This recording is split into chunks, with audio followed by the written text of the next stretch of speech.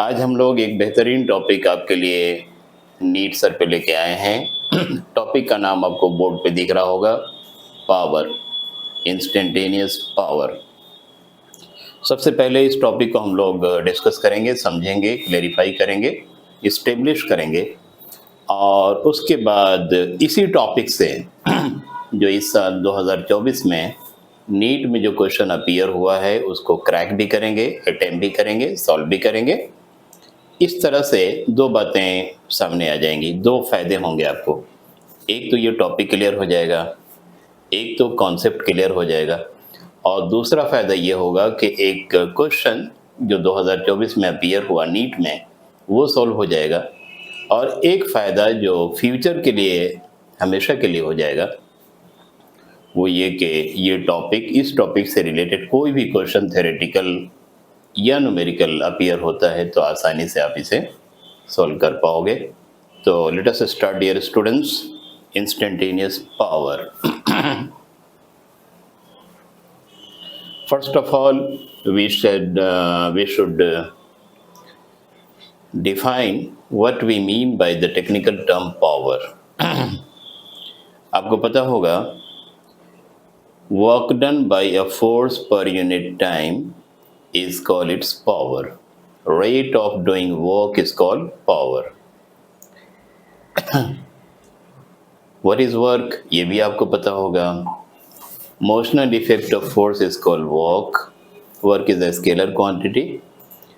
अगर कोई फोर्स किसी बॉडी को उसकी पोजीशन से डिस्प्लेस कर देता है इसका मतलब उस फोर्स ने वर्क किया, और अगर डिस्प्लेस नहीं कर पाता है इसका मतलब उस फोर्स ने कोई वर्क परफॉर्म नहीं किया। वर्क को कैसे कैलकुलेट करते हैं किसी दूसरे लेक्चर में हम लोग इस पे बात करेंगे। फिलहाल डिफिनीशन याद रखिए। डिफिनीशन है rate of doing work is called power. अगला सवाल आपका हो सकता है कि सर पावर को मेज़र कैसे किया जाता है। सो याद रखें, power is measured by work done upon time. अगर पावर को हम P से डिनोट करें, वर्क को W से डिनोट करें और टाइम को T से डिनोट करें तो पावर का एक सिंपल फॉर्मूला हमारा ये हो गया। Yes, work upon time. Work की यूनिट जूल होती है, टाइम की सेकेंड होती है, इसलिए पावर की ऐसा यूनिट हो जाएगी जूल पर सेकेंड। अगर कोई फोर्स 1 जूल वर्क 1 सेकेंड में परफॉर्म करता है इसका मतलब उस फोर्स का पावर है 1 जूल पर सेकेंड। जूल पर सेकेंड को ही हम लोग वाट कहते हैं। पावर एक स्केलर क्वांटिटी है और इसकी ऐसा यूनिट दो बोल सकते हैं। एक यूनिट है जूल पर सेकेंड और दूसरी यूनिट बच्चों है पावर। यहाँ पर दो बातें आपको याद रखनी हैं। एक एवरेज पावर क्या होता है और दूसरा इंस्टेंटेनियस पावर क्या होता है। The ratio of total work and total time taken will be called average power. किसी भी फोर्स का पावर जब हम एक डिफिनिट टाइम इंटरवल में मेज़र करते हैं तो पावर की जो वैल्यू आती है उसको हम एवरेज कहेंगे। लेकिन एक पर्टिकुलर टाइम पे अगर पावर को मेज़र किया जाएगा तो जो पावर हमको मिलेगा उसको एवरेज नहीं कहेंगे बल्कि इंस्टेंटेनियस कहेंगे। So power of a force, power of a body, power of an engine, power of a device at a particular instant of time will be called its instantaneous power. इस वक्त जो formula हमारे पास है वो average power का है। अगर हम लोग इंस्टेंटेनियस पावर का फॉर्मूला लिखना चाहें तो इस फॉर्मूले को इस तरह से लिख सकते हैं dW/dt। बच्चों इसको याद रखिएगा। Instantaneous power is measured by differential of work with respect to time. Differential of work with respect to time. आइए इस फॉर्मूले को दूसरे फॉर्म में भी हम लोग ले चलते हैं। आपको याद होगा work is measured by the dot product of force and displacement divided by time. ये भी आपको याद होगा displacement per unit time is called velocity. So the formula becomes F.v। तो इंस्टेंटेनियस पावर का एक फॉर्मूला हमारा ये आ गया। instantaneous power of a device, of a body, of a force is given by the dot product of force and velocity. इसे हम लिख सकते हैं magnitude of force into magnitude of velocity into cosine of the angle between force and velocity. अगर force का magnitude हमें मालूम हो, वेलोसिटी का मैग्नीट्यूड हमें मालूम हो और दोनों वेक्टर्स के बीच का एंगल हमें पता हो, तो हम पावर को, दैट इज इंस्टेंटेनियस पावर को आसानी से कैलकुलेट कर सकते हैं। कभी कभी ऐसा होता है बच्चों कि एंगल के बारे में कोई बात क्वेश्चन के अंदर नहीं दी जाती है। ऐसी हालत में हमारे dear students, what will you do? आपका स्टेप क्या होगा, डिसीजन क्या होगा कि सर इस क्वेश्चन में तो थीटा दिया ही नहीं हुआ है, फोर्स और वेलोसिटी के बीच का एंगल पता ही नहीं है, तो हम क्या करें? यस, अगर फोर्स और वेलोसिटी के बीच का एंगल क्वेश्चन के अंदर मेंशन कर दिया गया है, वेल एंड गुड, आप उसी को लीजिए, थीटा की वही वैल्यू लीजिए। लेकिन अगर क्वेश्चन के अंदर इस बात का तज़किरा नहीं है, this thing has not been explained in the question, is not given in the question, तो याद रखिए स्ट्रेट एंड फॉरवर्ड डिसीजन आपका ये होगा कि हम थीटा को 0 डिग्री लेंगे। कितना लेंगे? 0 डिग्री। यानी जो डायरेक्शन फोर्स का है वही डायरेक्शन वेलोसिटी का है, जो डायरेक्शन फोर्स का लेंगे वही डायरेक्शन वेलोसिटी का भी लेंगे।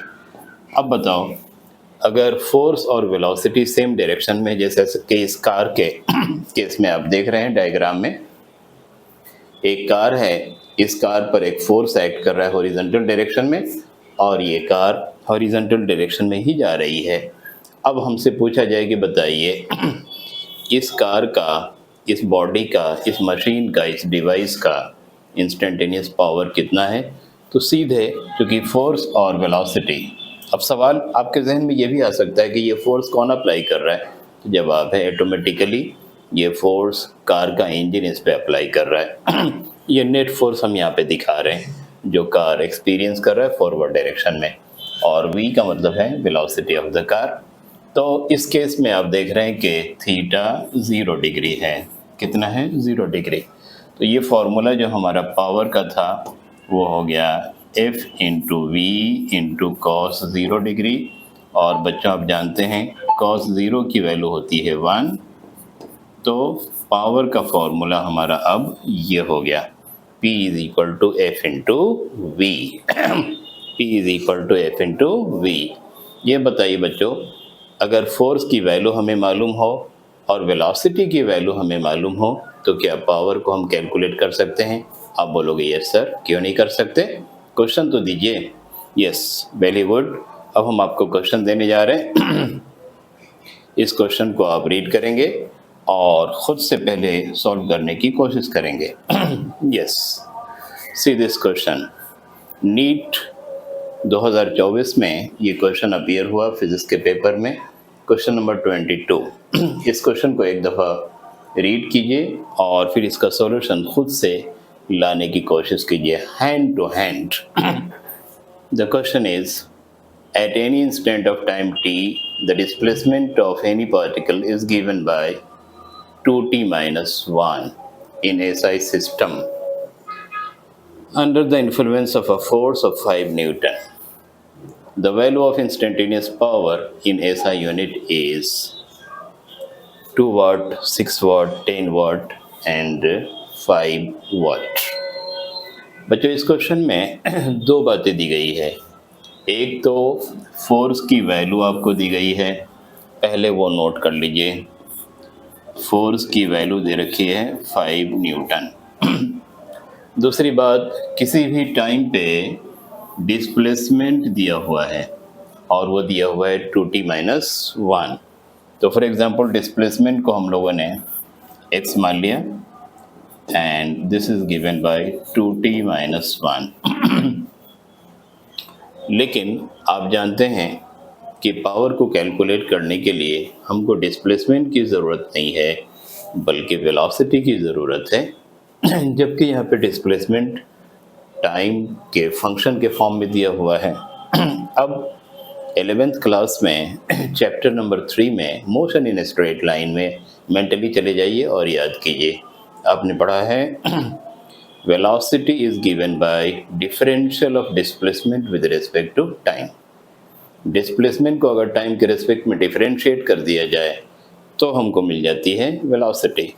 So from here v will be equal to differential of x with respect to t, that is d by dt of 2t minus 1। अब यहाँ पर ब्रैकेट के अंदर आप देख रहे हो कि दो टर्म है, एक है 2t, दूसरा है -1। पहले 2t को डिफरेंशिएट करेंगे, फिर 1 को डिफरेंशिएट करेंगे।